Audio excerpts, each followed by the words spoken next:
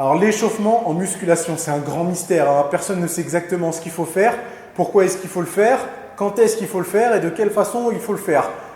Il y a deux écoles, hein. J'en vois certains qui courent sur les machines de cardio pour faire 10 minutes de tapis de course par exemple, et ensuite commencer par la muscu. Et j'en vois d'autres, aucun échauffement, ils commencent avec une petite série légère par exemple au développé couché, et puis après ils enchaînent directement avec leur série effective. Alors qu'est-ce qu'il faut faire véritablement? Qu'est-ce qu'il faut faire pour que le corps soit le mieux préparé possible à l'effort, pour éviter les blessures et pour que les performances soient les meilleures possibles? Je vais essayer de vous expliquer de façon claire et simple.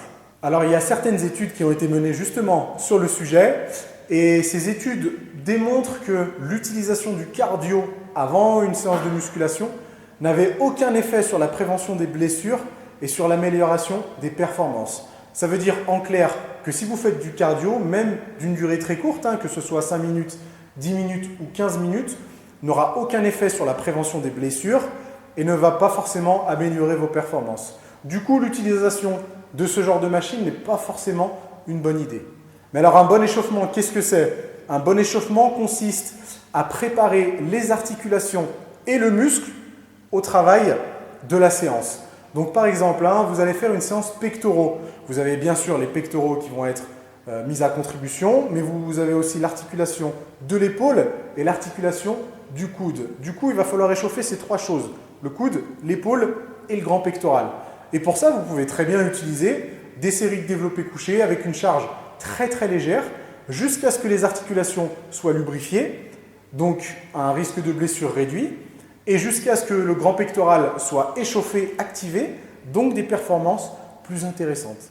Personnellement, j'ai toujours utilisé ce type d'échauffement précis. Un petit exemple, hein, quand je vais faire une séance jambes, je m'assure que mes genoux, mes hanches et mes quadriceps soient le mieux échauffés possible. Et pour ça, je fais soit des séries de fentes, soit des séries de squats, sans poids, juste à vide, jusqu'à ce que je sente que mes articulations et mon muscle sont parfaitement activés et préparés au travail.